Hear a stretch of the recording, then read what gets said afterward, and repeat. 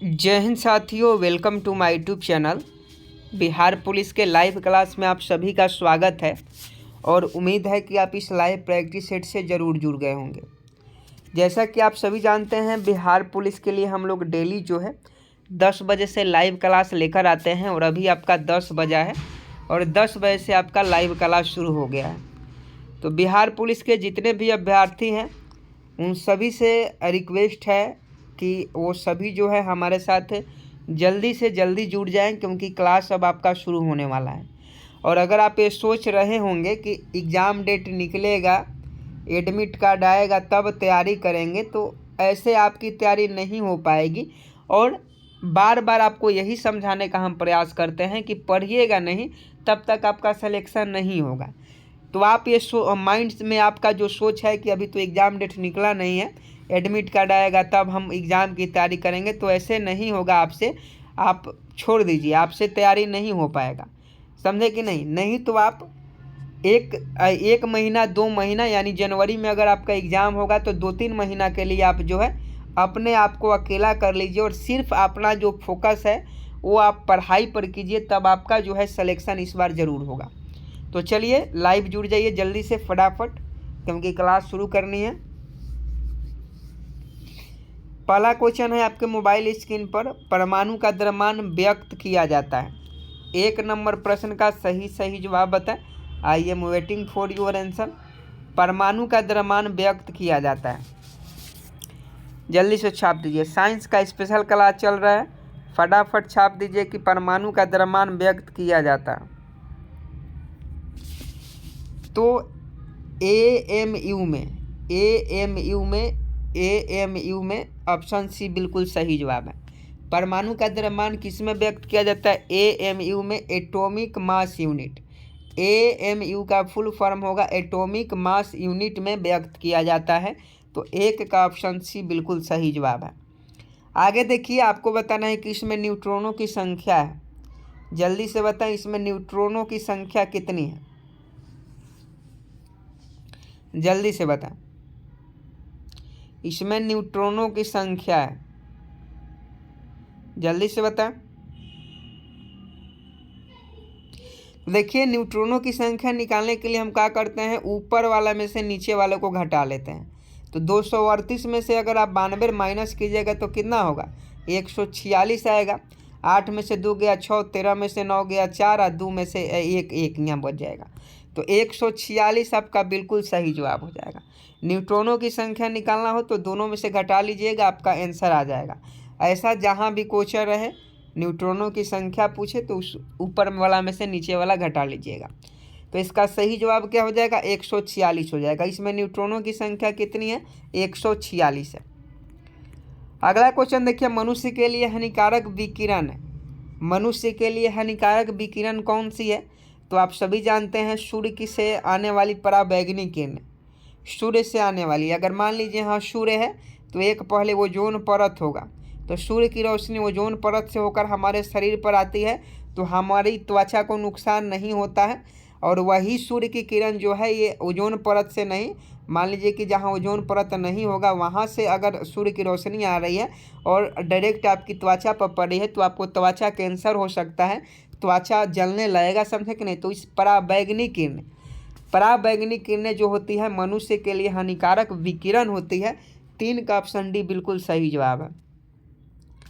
आगे देखिए, पेट्रोलियम किसका जटिल मिश्रण होता है? 4 का सही जवाब बता। पेट्रोलियम किसका जटिल मिश्रण होता है? पेट्रोलियम किसका जटिल मिश्रण होता है? तो प्रोपेन और ब्यूटेन का। पेट्रोलियम किसका जटिल मिश्रण होता है? तो प्रोपेन और ब्यूटेन का जो है पेट्रोलियम जटिल मिश्रण होता है। क्वेश्चन पूछा जाता है पेट्रोलियम किसका जटिल मिश्रण होता है, तो प्रोपेन और ब्यूटेन का होता है। आगे देखिए, गोबर गैस संयंत्र का आविष्कार किसने किया था? फटाफट बताएं। 5 का सही जवाब कि गोबर गैस संयंत्र का आविष्कार किसने किया था? तो सीवी देसाई ने, बिल्कुल सही जवाब है। सीवी देसाई ने गोबर गैस संयंत्र का आविष्कार किया था। 5 का ऑप्शन है बिल्कुल सही जवाब है। आगे देखिए, साबुन के साथ तत्परता से झाग न बनाने वाला जल है। 6 का सही जवाब बताएं। साबुन के साथ तत्परता से झाग न बनाने वाला जल कौन सा है? तो प्राकृतिक जल है। साबुन के साथ तत्परता से झाग न बनाने वाला जल प्राकृतिक जल होता है। ऑप्शन बी बिल्कुल सही जवाब है। आगे देखिए, निम्न में कौन सी गैस का ऊष्मांक सर्वोच्च होती है? 7 का सही जवाब बताएं। I am waiting for your answer. फटाफट सही जवाब बताएं। निम्न में से कौन सी गैस का ऊष्मांक सर्वोच्च होता है? 7 का फटाफट सही जवाब बताएं। तो हाइड्रोजन अगर आप बता रहे हैं तो आपका बिल्कुल सही जवाब है। हाइड्रोजन आपका बिल्कुल सही जवाब होगा। निम्न में से कौन सी गैस का ऊष्मांक सर्वोच्च होता है? तो ये आपका हाइड्रोजन होता है। ऑप्शन सी बिल्कुल सही जवाब है। आगे देखिए, किस अम्ल का उपयोग सीसा संचायक बैटरी में किया जाता है? किस अम्ल का उपयोग सीसा संचायक बैटरी में किया जाता है? 8 का सही जवाब बताएं। किस अम्ल का उपयोग सीसा संचायक बैटरी में किया जाता है? तो सल्फ्यूरिक अम्ल का उपयोग किया जाता है A2SO4 का। A2SO4 अम्ल का जो उपयोग है सीसा संचायक बैटरी में किया जाता है। तो इसका सही जवाब ऑप्शन ए हो जाएगा। आगे देखिए, अम्ल वर्षा किनके पर्यावरण प्रदूषण से बनते हैं? तो आप सभी जानते हैं SO2 के NO2 के SO2 NO2 हो गया। SO2 और NO2 के जो कण हैं उसी के कारण अम्ल वर्षा होता है और ये SO2 NO2 प्रदूषण के कारण होता है। तो ये नाइट्रस ऑक्साइड और सल्फर ऑक्साइड, यह आपका बिल्कुल सही जवाब है। नाइट्रस ऑक्साइड और सल्फर डाइऑक्साइड के कारण अम्ल वर्षा होता है। आगे देखिए, जल की संशुद्धि में कौन सा रसायन प्रयुक्त होता है? 10 का सही जवाब बताएं। जल की संशुद्धि में कौन सा रसायन प्रयुक्त होता है? तो पोटेशियम परमैंगनेट बता रहे हैं, तो आपका बिल्कुल सही जवाब है। जल की संशुद्धि में कौन सा रसायन प्रयुक्त होता है? पोटेशियम परमैंगनेट होता है। 10 का ऑप्शन बी बिल्कुल सही जवाब है। आगे देखिए, हवा का वाष्प घनत्व होता है। 11 का सही जवाब बताएं। हवा का वाष्प घनत्व होता है।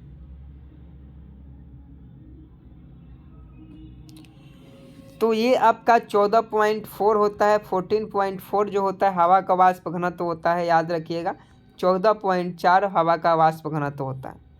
आगे देखिए, पानी और चौक, जिसे हम लोग खड़िया बोलते हैं, पानी और चौक मिश्रण को पृथक किया जा सकता है। 12 का सही जवाब बताएं।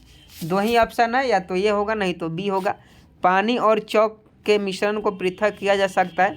देखिए, वाष्पन के द्वारा तो होगा नहीं, तो ये बच गया, और साधन के द्वारा, और ये आपका बिल्कुल सही जवाब है। 12 का ऑप्शन है। पानी और चौक के मिश्रण को पृथक किया जा सकता है, तो अवसादन के द्वारा पृथक किया जा सकता है। 13 का सही जवाब बताएं। माइका क्या है?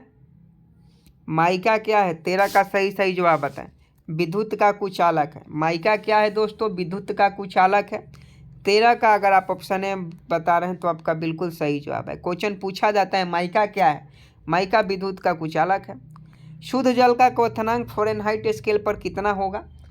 जल्दी से बताएं कि शुद्ध जल का क्वथनांक फ़ारेनहाइट स्केल पर कितना होगा? तो ये 212 डिग्री हो जाएगा। 212 डिग्री आपका बिल्कुल सही जवाब है। आगे देखिए, सोडा वाटर बनाने के लिए प्रयोग होने वाली गैस कौन सी है? 15 का सही जवाब बताएं। सोडा वाटर बनाने के लिए प्रयोग होने वाली गैस कौन सी है? तो ये CO2 है।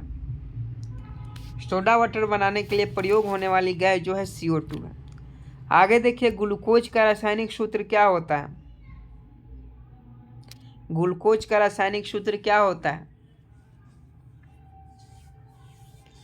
C6H12O6। ये सही है। C6H12O6 ग्लूकोज का रासायनिक सूत्र होता है। आगे देखिए, नाभिकीय विखंडन में ट्रिगर क्या है? नाभिकीय विखंडन में ट्रिगर, बंदूक का ट्रिगर नहीं, ये नाभिकीय विखंडन में ट्रिगर क्या होता है? फटाफट बताएं। नाभिकीय विखंडन में ट्रिगर क्या होता है? तो न्यूट्रॉन होता है। बिल्कुल सही जवाब है। याद रखिएगा, क्वेश्चन अगर पूछे कि नाभिकीय विखंडन में ट्रिगर क्या होता है, तो नाभिकीय विखंडन में ट्रिगर जो होता है वो न्यूट्रॉन होता है। ऑप्शन बी अगर बता रहे हैं तो आपका बिल्कुल सही है। आगे देखिए, बहुलक नायलॉन का पहली बार विकास तथा बाजारीकरण किया गया। 18 का सही जवाब बताएं। बहुलक नायलॉन का पहली बार विकास तथा बाजारीकरण किया गया। 18 का सही जवाब बताएं। न्यूयॉर्क में बता रहे हैं तो आपका बिल्कुल सही जवाब है। बहुलक नायलॉन का पहली बार विकास तथा बाजारीकरण न्यूयॉर्क में किया गया। आगे देखिए, सभी भारी रेडियो सक्रिय तत्व अंतिम रूप से परिवर्तित होते हैं। 19 का सही जवाब बताएं। सभी भारी रेडियो सक्रिय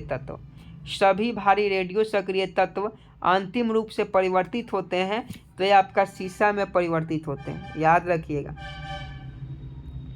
सभी भारी रेडियो सक्रिय तत्व अंतिम रूप से परिवर्तित होते हैं तो सीसा में। आगे देखिए, रंजक व खाद्य पदार्थ बनाने में प्रयोग किया जाता है। फटाफट बताएं। 20 का सही जवाब। I am waiting for your answer. कि रंजक व खाद्य पदार्थ बनाने में प्रयोग किया जाता है तो कैरामल है।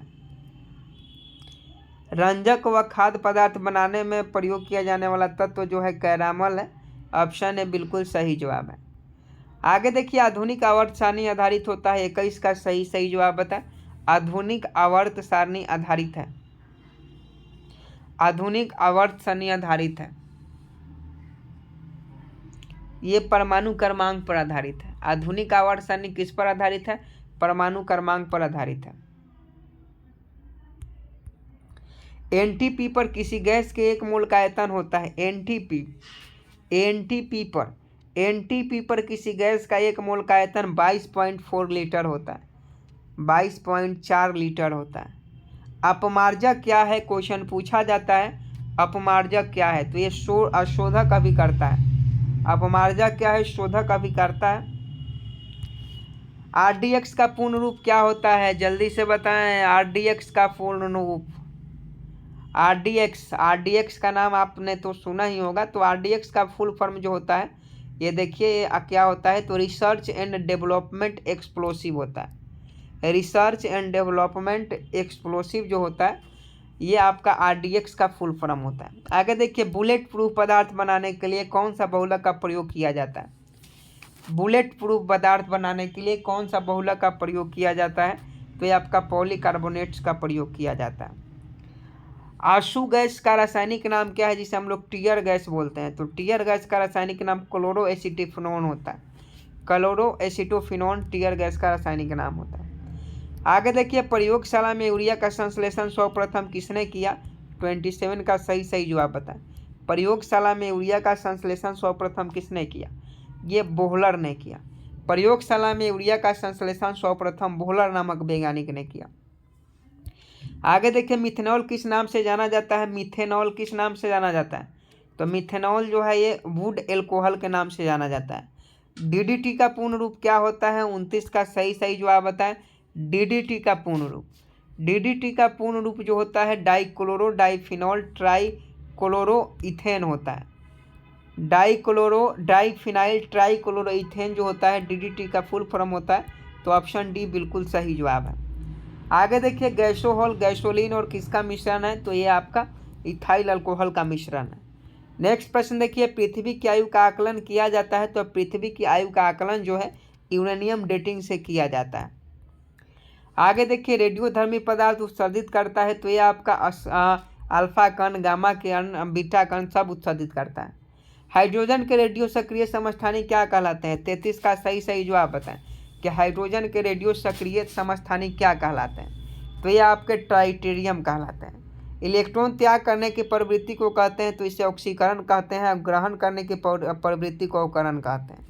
बाढ़ को रोका जा सकता है, तो आपको बता दें बाढ़ को कैसे रोका जा सकता है? तो नदियों पर बांध बनाकर और वृक्षारोपण करके बाढ़ को रोका जा सकता है। तो आज के लिए बस इतना ही। मिलते हैं कल के क्लास में, तब तक के लिए जय हिंद जय भारत।